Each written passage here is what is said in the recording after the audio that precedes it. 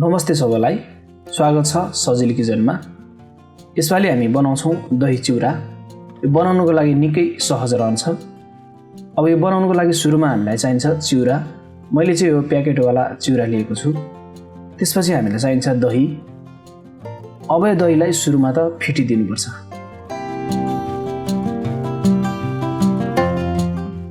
हामीले फिट्दै गर्दाखेरिमा जबसम्म दहीबाट राम्रो क्रिमी टेक्सचर आउँदैन तबसम्म यसलाई फिट्दै रहनुपर्छ।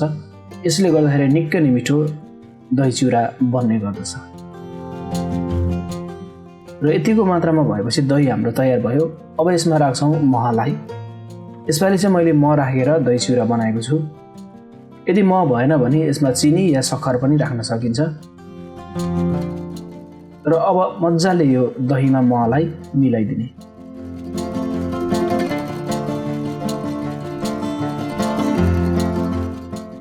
अब यसमा चिउरालाई राखिदिने। सकेसम्म चिउरा चाहिँ खुल्ला तरिकाको भन्दा पनि प्याकेटवाला चिउरा लियो भने राम्रो रहने गर्छ। अब यो चिउरालाई दहीमा राम्ररी मिलाइदिने।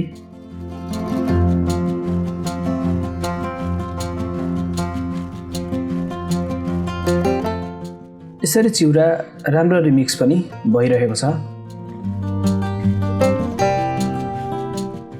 यतिको भएपछि लगभग हाम्रो चिउरा पनि तयार हुन थालेको छ। असारपन र स्पेशल तरिकाले प्राय जसो चिउरा खाने गर्दछ। र अब यो हाम्रो दही चिउरा तयार भएको छ। तयार हुने बित्तिकै तत्काल यसलाई सर्भ गरेर खानुपर्छ।